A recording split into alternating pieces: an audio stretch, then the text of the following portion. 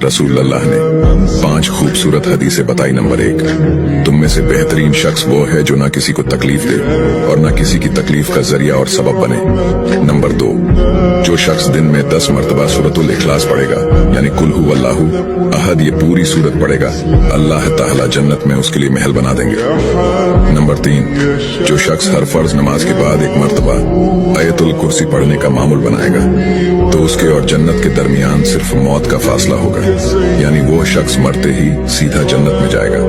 Number 5, जो शख्स घर से निकलते वक्त ये दुआ पढ़ेगा, बिस्मिल्लाहि तवक्कलतु अला अल्लाह ला हौला वला कुव्वता इल्ला बिल्लाह, तो अल्लाह ताला शैतान के शर से उसकी हिफाजत फरमा देता है और जिस काम को वो निकला अल्लाह ताला उसमें आसानी पैदा फरमा देता है। नंबर 5, रसूल अल्लाह ने फरमाया, वो शख्स हरा भरा रहे, हंसता खेलता रहे, जो शख्स मेरी हदीस सुने उसको महफूज रखे और उसको दूसरों तक पहुंचाए।